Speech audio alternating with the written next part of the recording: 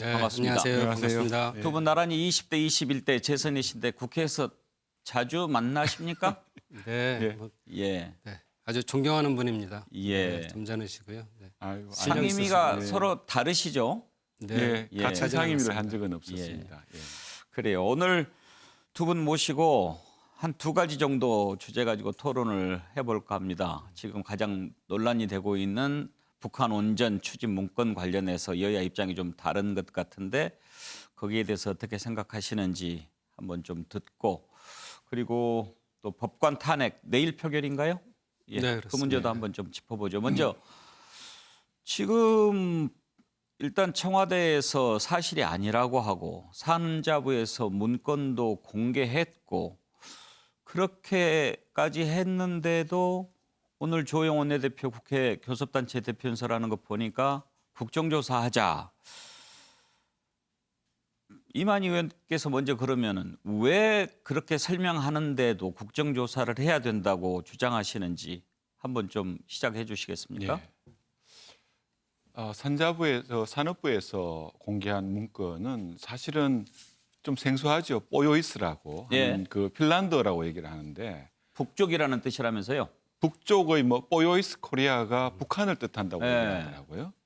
그 안에 들어있는 17건의 문건 중에서 한 건을 일단 공개를 한 사항입니다. 그 공개를 하면서 이게 관련 공무원의 개인적인 아이디어 차원의 어떤 게서 작성된 문건이고 상부의 지시나 보고는 전혀 없었다 이런 쪽으로 이렇게 얘기를 하고 있는 것 같은데 저도 공직자 출신이긴 하지만 공직 사회의 업무 프로세스를 봤을 때는 그 말을 그대로 믿기에는 어려움이 있다는 말씀을 먼저 드리고 싶고요.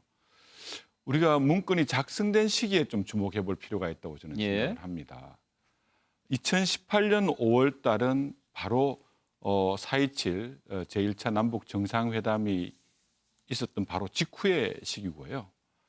그때 한창 또 월성 원전 조기 폐쇄 및 즉시 가동 중단과 관련된 어떻게 보면 좀 위법적이라고 볼 수 있는 경제성 평가 조작이 이루어지던 시기였었고 다 아시겠지만 7,900억이라는 막대한 예산이 투입됐던 한울 3, 4호기에 대한 건설이 중단된 시점이었습니다. 그만큼 강력하게 이 정부가 탈원전 정책을 밀어붙이던 그런 시기였어요. 그런데 아이디어 차원에서 공무원이 북한 지역에 원전을 건설하겠다는 문건을 만든다? 정말 이해하기 어렵습니다. 예. 또 한 가지 더 말씀드리고 싶은 것은 감사원이 그때 당시에 감사와 관련해서 산업부에 요구한 자료가 뭐냐? 살펴보면은 먼저 월성 원전과 관련된 지난 3년간의 내부 자료들, 또 청와대 보고 내지는 협의된 자료, 또 한수원과 관련된 협의 자료 일체를 사실은 요구를 했었는데 어떻게 보면은 북한 원전 건설과 관련돼 가지고는 전혀 상관이 없는 부분들이에요. 그럼에도 불구하고 거기에 관련된 우리 신내림 공무원이라고도 얘기를 하던데 그 공무원이 심야에 그것도 휴일에 들어가서 그걸 반드시 지워야 될 급박한 사정이 뭐냐? 거기에 대해서는 저희들 정말 이해하기 어렵다는 것이죠. 거기에는 뭔가 밝혀서는 안 될 중요한 사실들이 있지 않느냐고 추측하는 것이 상당히 합리적이다. 저는 이렇게 말씀드립니다. 알겠습니다. 일단 믿기 힘들다. 그리고 시기적으로도 의심이 간다. 이런 입장인데 박정 의원 어떻게 생각하십니까? 네, 이번 문건 공개에 대한 것 자체가 이제 야당의 근거 없는 정치 공세에 대해서 대응 차원에서 이루어졌다. 이렇게 먼저 말씀을 드리고요. 이게 사실은 지금 재판에 걸려 있잖아요. 재판에 걸려 있음에도 불구하고 공개하는 것은 이게 국익에 도움이 되지 않는다. 이런 생각에서 공개했다고 보고요. 잘 아시는 것처럼 이 문건에 대해서 나와 있는 것이 맨 위에 나와 있는 내용이 동보고서는 향후 북한 지역에 원전 건설을 추진할 경우에 가능한 대안에 대한 내부 검토용이고 또 정부의 공식 입장이 아님을 딱 명시했어요. 그거 자체가 이거는 내부적으로만 이거 검토한 거지 외부로 갈 이유가 없다. 또 얼마 전에 해프닝이 있었지 않습니까? 지금 핀란드로서의 북쪽을 표시한다 이런 것도 있지만 여기에 나와 있는 게 정확한 그 문서의 명칭이 180514 그리고 북한 지역 원전 건설 추진 방안 V 1.1입니다. 그래서 이거 V를 VIP로 이렇게 해석을 하고 하는 해프닝도 있었죠. 현재 후보 서울시 후보가. 근데 그렇게 되면은 이거 자체가 그런 의미가 그러니까 북한 지역에 대한 건설 추진방안 V 1.1이라는 것은 이거 완성 버전이 아니잖아요. 그게 계속 논의가 됐다면 외부의 심리가 계속 이루어졌다면 V2, V3가 나왔을 거겠죠. 근데 V 1.1에서 그냥 끝난 거예요. 그러니까 내부 검토를 하고 만 거죠.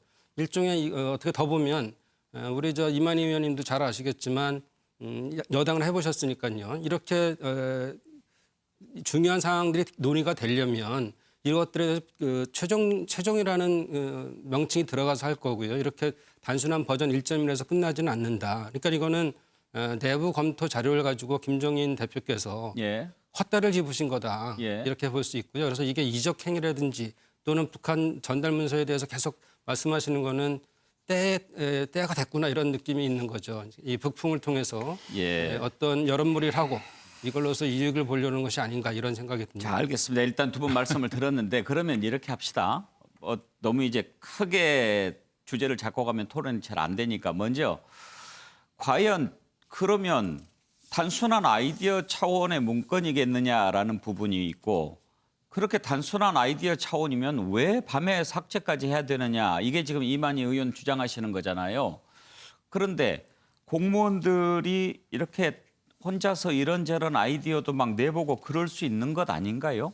물론 그럴 수 있다고 저는 생각을 합니다. 예. 하지만 아까도 말씀드렸지만 그때 당시에 어떤 시기적인 어떤 측면이라든지 또 관련 주제가 마치 탈원전을 그냥 질풍노도처럼 밀어붙이는 그런 분위기 하에서 북한 지역에 원전을 건설해 주겠다는 아이디어를 공무원 개인이 하겠느냐? 생각해낼 수 있겠느냐. 예. 박정희 의원은 그 부분에 대해서 어떻게 말씀하시겠습니까? 아니 지우는 거기 때문에 내부 문서다. 이게 중요한 거면은 막 이렇게 지울 수가 없잖아요. 게다가 이건 파일 자체를 지운 거지 하나 문건을 보면서 지운 게 아니거든요. 그렇게 중요했다면 이건 지워야 되고 이건 안 지워야 되고 이렇게 결정을 했을 텐데 그렇지 않고 파일을 지운 거고 감사에서도 그 직원이 결국은 이거 지우는 데 있어서 용량이 꽉 차서 지웠다는 그 결론을 냈어요. 그런 상황이기 때문에 큰 문제가 아니다 이렇게 보는 거죠. 예.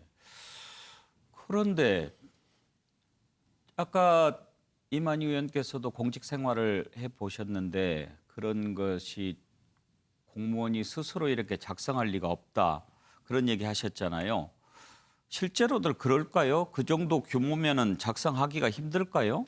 저는 상당히 상식적이지 못하다 예. 생각을 하고요. 아까 우리 박정호 의원님께서도 그 문건의 제일 첫 번째에 내부 자료다, 공식 입장이 아니다 이런 게 이제 워딩으로 들어가 있다고 말씀을. 저도 그 문건을 봤습니다. 그런데 사실 그런 식으로 문서를 작성하는 것 자체가 상당히 의구심이 많다. 또 한 가지 그 뽀요이스라는 그 폴더 있지 않습니까? 왜 그러면 그 수많은 나라의 언어들 중에서 왜 하필이면 뽀요이스일까? 예. 왜 핀란드일까? 예. 그런 거에 대한 의문점도 사실은 저는 상당히 왜 핀란드일까요? 있습니다. 저도 그 주변에 왜 이렇게 이 사람이 이런 부분을 썼을까 하는 거에 대해서 저도 이건 뭐 하나의 추측이긴 하지만은 2018년도죠. 2018년도 3월 달에 한 20일경에 핀란드 헬싱키에서 무슨 일이 있었냐면은 속칭 1.5트랙이라고 그랬죠. 북한의 당국자들 또 우리나라와 미국의 학자들이 한 2박 3일 정도 모여서 북한의 여러 가지 한반도 문제 또 비핵화 문제 이런 것들을 토의한 일이 있었습니다. 제가 이제 합리적으로 뭐 좀 나름대로 생각해 보면은 그 문건을 사용한 것, 그 단어를 사용한 것은 그때부터 뭔가 좀 얘기가 있었지 않느냐는 추측 이런 것들이 있고요. 예. 그런 일이 있었군요. 그리고 이제 뭐 여러 가지 이제 뭐 비밀리에 그럼 북한에다가 원전을 지어주는 게 가능하냐? 예. 뭐 이런 말씀들 많이들 예. 하세요. 그런데 우리가 조금 나눠서 생각해야 될 게 북한 지역에다가 물리적으로 원전을 비밀리에 짓는 것은 불가능하겠죠. 예. 그렇지만 그것을 짓기 위해서 여러 가지 계획을 검토하고 논의를 하고 이런 것들은 얼마든지 내부적으로 토의나 작성이 가능하다 저는 이렇게 생각을 합니다. 내부적으로 토의할 수 있는 거 아닙니까? 한데 예. 이제 이 부분들이 전혀 공론화 과정 없이 예. 이제 비밀리에 추진됐다는 문제에 대해서는 저는 그 문제점을 제기를 하는 것이고요. 예. 제가 또 한 가지 지적하고 싶은 것은 우리가 가지고 있는 세계 최고의 원전 기술 이걸 탈원전을 통해서 사실 무력화시키면서 어떻게 보면은 북한 지역에 원전을 건설해 주겠다는 문제에 대한 원전을 건설하겠다는 의도에 대해서는 분명히 규명이 돼야 되고 제 경험을 잠깐 말씀을 드리면은 2018년도 남북 정상회담을 전후한 시기에 저는 뭐 농해수위에서 일하고 있습니다만은 농해수위에 소관됐던 산림청이라든지 부산항만공사 이런 쪽에서 사실은 북한과의 어떤 여러 가지 협력 관계를 구체화하는 어떤 시도들이 있었습니다. 그들이 저희들이 이제 밝혀냈던 부분이기도 한데 저는 이렇게 생각합니다. 당시에 청와대나 아니면 관련 부처인 통일부 등에서 국가에 있는 전 부처를 상대로 해가지고 북한과의 교류 협력 사업을 활성화할 수 있는 방안들을 한번 검토해 봐라. 또 직접 보고해 봐라. 이런 내용들은 반드시 저는 있었다고 저는 생각을 하고요. 그 부분에 대해서는 좀 더 조사가 필요하다는 말씀도 드리고 싶습니다. 박 의원께서 반론을 좀 하시죠. 네, 그 2018년 5월 14일 문건이잖아요. 그래서 이것이 4월 27일 날 하고 5월 16일 날 5월 26일 날 남북 정상회담이 있었어요. 그래서 그 시기들의 중간에 있기 때문에 그걸로 팩트 두 개를 가지고선 이거 연결시키는 건 무리다. 이거는 전후 관계만 있는 거지 인과관계가 없어요. 이렇게 해서 추측을 계속 불러일으켜서 문제 심는 거는 결국은 아까 말씀드렸던 것처럼 시기적인 문제가 있는 거 아니냐. 그래서 청와대에서도 얘기했고요. 그 당시 상황실장을 봤던 윤건영 지금 의원이 원자력에 원자도 들어가지 않았다는 얘기를 했고 또 지금 굳이 지금 청문회 중에 있는 정의용, 네, 예. 정의용 외교부 장관 후보자. 장관 후보자도 거기에 대해서 전혀 이거는 가능하지 않다는 얘기잖아요. 그래서 한 내용은 재생에너지에 대한 문제 그리고 화력 수력에 대한 재보수 정도의 문제를 대략적으로 얘기를 했다. 그리고 이 내용을 USB 자체를 미국에도 공유했다. 이런 것들은 비밀리 할 이유가 없는 거고요. 그래서 이런 거에다가 천영우 지금 한반도 미래포럼 이사장께서도 이것이 이적행위든 뭐 이런 것들에 대해서 전혀 연관성이 없다 이렇게 말씀하셨어요. 그러니까 여러 군데서도 이렇게 자신 있게 얘기를 하는데 굳이 이거를 연관성 있지 않아 이렇게 하는 거는 무리가 있다 생각하는 거죠. 예. 그러면은 민주당에서는 지금 국민의힘의 그런 주장을 선거용이라고 보시는 거잖아요. 그렇죠. 어떻게 대응하는 게 좋겠다고 생각하십니까? 근데 이것이 87년 민주화 이후에 이렇게 북풍 공작이나 이런 것들이 한 번도 성공하지 못했어요. 그래서 저희는 이런 부분에 대해서 아닌 건 아니게 정확하게 얘기하고 국민들이 그건 판단할 거다 이렇게 생각하고 있습니다. 그냥 선거를 통해서만 판단하는 게 좋겠다고 생각하십니까? 아니면 청와대에서는 김종인 국민의힘 비대위원장이 이적행위 이런 표현까지 썼기 때문에 법적으로도 문제를 삼겠다라고 하는데 법적으로 대응하는 게 옳다고 생각하십니까? 뭐 계속적으로 우선적으로는 김정인 대표께서 사과하시는 게 우선이라고 생각하고요. 예. 이거는 확실하게 잘못 짚으신 거다. 예. 사과하지 않으면 지금 이낙연 대표가 말씀하신 것처럼 이렇게 사실이 아닌 거 가지고선 국가 원수에 대한 여러 가지 유예를 가하고 이런 문제들이 있잖아요. 그래서 이런 것들은 법적 조치까지도 가능하겠다 이런 생각이고요. 곧 있을 선거에서도 이거는 심판을 받을 거라고 생각합니다. 선거용이라는 주장에 대해서 말씀하시죠. 우리 의원님께서 이게 뭐 근거 없는 정치 공세다, 뭐 헛다리 짚었다, 뭐 이런 말씀들 하시고 뭐 법적 조치까지 이렇게 운운하시는데요. 이적행위라는 표현이 나오게 된 배경에는 저는 그렇게 생각합니다. 이게 원전이라는 것이 단순하게 전력을 생산하는 데 그치는 게 아닙니다. 그 원전 발전의 결과로는 바로 핵폭탄, 핵무기에 들어갈 수 있는 핵물질이 같이 생산되는 거 아니겠습니까? 아마 그런 우려 이런 부분을 분명히 지적했다고 생각을 하고요. 특히 안전을 이유로 해서 탈원전 정책을 추진하고 세계 최고 수준의 우리 원전 기술을 무력화시키면서 수차례 핵실험도 하고 핵 보유국 선언까지 한 북한에다가 우리의 원전 기술이나 인력 절차가 적법한 절차 없이 넘어간다든지 완전한 비핵화라든지 유엔의 대북 제재 승인 위원회의 어떤 승인 없이 원전 건설이 추진된다든지 이런 부분들이 해서 결과적으로 북한의 핵 능력을 정대시킨다는 어떤 그런 결론이 도출된다면 이것은 뭐 충분히 이적행위라고도 이적행위라고도 말씀하실 수 있다고 저는 생각을 하고요. 또 한 가지는 예. 지금 말씀하신 것 중에서 이제 뭐 여러 가지 얘기들이 있지만 이걸 단순하게 선거용이다 이렇게 생각하시기에는 이 사안 자체가 너무나 중대합니다. 이게 우리의 조통 북북 공작이라고 하면은 힘 있는 여당에서 북한하고 손잡고 뭔가를 이렇게 꾸미는 것이 맞는 것이지, 우리하고가 아무런 수단이 없는 야당에서 어떻게 북한하고 손잡고 무슨 공작을 할 수 있다고 얘기를 하십니까? 이거는 저는 정말 잘못 말씀하시는 상황이라고 저는 생각을 합니다. 우선적으로 예. 제가 답변을 좀 하겠습니다. 그래서 이만희 의원님 말씀하신 것 때문에 이게 가능하지 않은 거거든요. 저희는 지금 뭐냐면은 그 원전을 가동하고 남은 핵 연료가 재가공을 통해서 플루토늄이 되고 이것이 핵무기가 될 수 있는 거거든요. 그러면 우리나라는 지금 대한민국은 한미 원자력 협정에도 들어가 있고요. 그다음 핵 확산 금지 조약, 그러니까 우리가 얘기하는 NPT죠. 그리고 또 IAEA, 그러니까 원자력 국제 원자력 기구에 대한 협약을 준수하고 있습니다. 의무가 있죠. 그렇게 해서 결국은 지금 핵 확산 금지 조약에 참여해서 엄격하게 지금 국제 원자력 기구에 대한 감시를 받고 있고 한미 원자력 협정을 아주 충실히 지키고 있는 우리나라가 북한의 원전을 건설한다는 게 가능하지도 않고 예. 현실적인 문제도 북한이 지금 굉장히 경제 사정이 어려워서 2000년대부터 이 발전소에 대한 규모를 줄이고 송전하는 것 자체도 전체로 220kV 볼트 정도에 대한 규모를 갖거든요. 근데 우리는 750kV를 사용하는 겁니다. 지금 북한의 송전 능력으로는 가능하지도 않은 거고 이게 걸리는 시간도 원전이랑 한 10년이 걸리고요. 빨라야 5, 6년. 거기다 송전망을 다 배치하는 데 있어서도 시간과 비용이 꽤 들거든요. 가능하지 않은 시나리오를 준비한 거는 정말로 그 직원 한 사람이 여러 가지의 생각을 하다가 한 내부문서다 이렇게 볼 수 있는 거죠. 알겠습니다. 예, 차관 지금 뭐 여야 입장은 지금 쭉 들어봤습니다만 기본적으로 황당무계하지 않느냐, 현실성이 없는 것을 왜 문제를 삼고 나서느냐, 그게 이제 여당의 입장인 것 같고 야당은 그렇다고만 하고 넘어가기에는 너무 석연치 않은 점이 많지 않느냐, 지금 그런 말씀이시죠. 그러면은 USB를 공개하면 국민의힘은 다 인정합니까? 저는 USB 이제 말씀을 하시니까 예. 저도 뭐 말씀을 드리겠습니다만은 사실은 그 USB가 논란이 많이 된 거는 1차 남북 정상회담 사이 4월 27일이었죠. 18년도.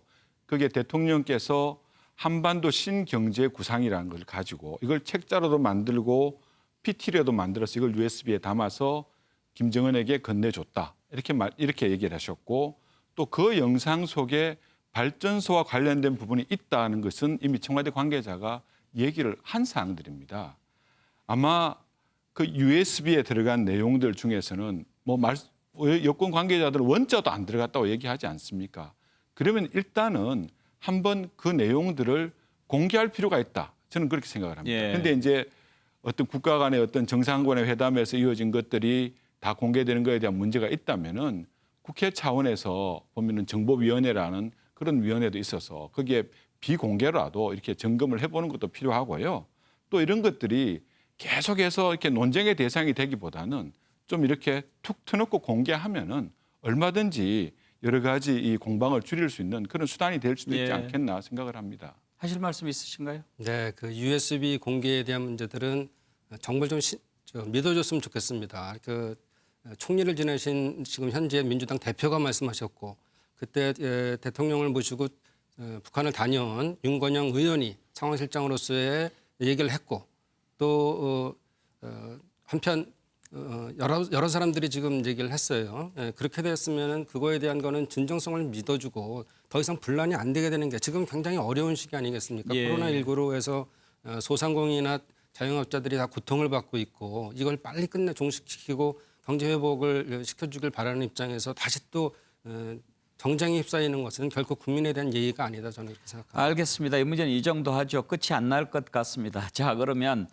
내일 있을 법관 탄핵 투표와 관련해서 잠깐 두 분 얘기 들어보죠. 먼저 박정 의원께서는 내일 탄핵안 표결은 무기명으로 이렇게 지금 하게 되죠. 네, 그렇습니다. 네, 네. 그렇지만 이제 그 전에 160 몇 분인가가 탄핵안 발의 서명을 했던데 혹시 박의학께서도 그 안에 서명하셨나요? 저는 서명은 안 했습니다. 서명은 안 네, 하셨군요.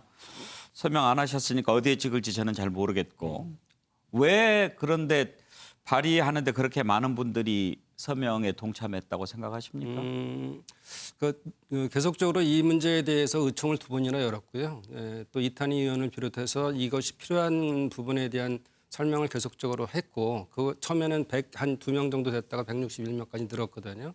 그 타당성을 수긍하는 의원들이 많이 늘었습니다. 저는 뭐 때마침 좀 수술이 있어서 발인 공동 발의는 못했지만 아마도 결심들을 같이 할 거니까요. 그리고 이것이 당연히 탄핵에 대한 의무는 국회에 있고 또 헌재에 있습니다. 그렇게 이제 법원에서 얘기를 했죠. 그 의무를 그러니까 우리 헌법에 있는 65조 1항에 대한 탄핵의 의무를 지금 국회가 하려고 하는 것이고요. 탄핵의 의무라고 생각하십니까? 네, 거기 의무라고 이렇게 써 있습니다. 예, 우리 헌법에 있어서 예. 그 헌법을 어기거나 예. 헌법을 어긴 자에 대한 탄핵 소추가 가능하게 돼 있으니까요. 예. 그래서 임성근 판사에 대한 탄핵은 그래서 여러 의원들이 동의하고 있다 이렇게 보고 있습니다. 그러니까 탄핵을 할 수 있게 돼 있는 거죠. 네네. 탄핵을 해야 한다가 아니고 그렇습니다. 예, 예. 의무는 아닌 거죠. 아니 표결의 할 수 있는 권리가 있는 거죠. 예, 네. 예, 걸린 거죠. 네. 근데 지금 박 의원님 말씀은 일단 그 내일 있을 임성근 법관 탄핵에 대해서 기본적으로 동의하시는 입장인 것 같군요. 네. 이만희 의원께서는요. 정말 위험한 발상이라고 저는 생각을 합니다. 지금 161분의 민주당 의원님께서 발의에 참여를 하셨고요. 또 탄핵에 대한 정족수는 151명입니다. 사실상 국회의 어떤 구성을 놓고 보면은 탄핵 소추 의결은 충분히 가능하리라고 저는 생각을 일단은 합니다. 근데 문제는 이게 일단 이 사안 자체가 임성근 부장판사에 대한 사안인데 이 부분 자체 1심에서는 관련 사항에 대한 무죄 판결을 받았고 이게 2심에서 또다시 사실관계가 진행되고 있는 상황입니다. 기본적으로. 또 그 내용 자체가 물론 임 판사의 그 여러 가지 이 행위들 또 법관도 큰 잘못이 있으면은 또 탄핵도 받아야 되는 거죠. 그렇지만은 그 내용 자체가 과연 탄핵에 이를 만큼 중대한 헌법 위반이냐. 이 문제는 사실관계를 좀 더 정확히 들여다보고 탄핵에 따른 절차적인 그런 과정도 다 거쳐야 된다고 저는 생각을 하거든요. 또 한면에서는 어떻게 보면은 조금 이렇게 의심의 눈초리를 바라볼 수밖에 없는 것이 최근에 국민들께서 우리 사법부가 살아있구나 내지는 그래도 이렇게 분리돼서 작동을 하는구나 하게 느끼신 게 몇 개 있었습니다.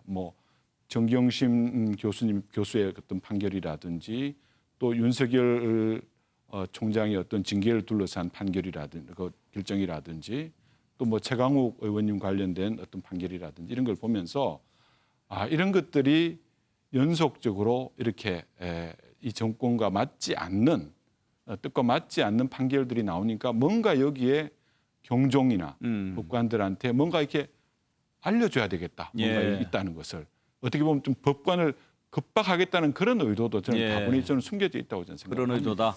그러면 탄핵 사유가 안 된다고 보시는 겁니까? 저는 탄핵 사유가 되지는 않다고 생각을 합니다. 적절하지 못한 행위인 거는 맞습니다. 혹시 국민의힘은 내일 표결에 참여는 할 생각입니까? 참여하고 안 하고는 아직까지 당 차원에서 결정된 건 아닌데요. 저들도 참여한다면 당연히 저는 반대 의견을 표시할 계획입니다. 자, 박 의원 말씀까지 듣겠습니다. 네, 18년 11월에 그 사법농단 판사들에 대한 탄핵소추 절차를 검토해야 된다고 법원 내부에서 의결한 적이 있고요. 또 한편으로 전국 그 법관 대표자회의에서도 그랬고, 그다음에 법원 행정처장이 국회에서 탄핵 소추할 필요가 있다고 이미 얘기한 상황입니다. 그걸 근거로 했고요. 아까 말씀드렸던 것처럼 헌법 제65조 1항에 탄핵안이 올라오면 그 의결을 한 의무가 있다 이렇게 돼서 표시돼 있기 때문에 그랬고 또 대법원이 어제 이런 표현을 했습니다. 그러니까 법관 탄핵은 국회와 헌법재판소의 권한이라는 취지의 입장을 국회에 전달했죠. 이런 걸 봤을 때 결국은 한 분 한 분이 다 헌법 기관이기 때문에 이 의원들에 의해서 판단에 의해서 결국은 탄핵이 되고 안 되고 할 수 있겠죠. 내일 봐야 될 것 같습니다. 예, 내일 한번 보죠. 오늘 토론 여기까지 하죠. 두 분 감사합니다. 예, 고맙습니다. 네, 오늘의 이슈로 넘어가겠습니다.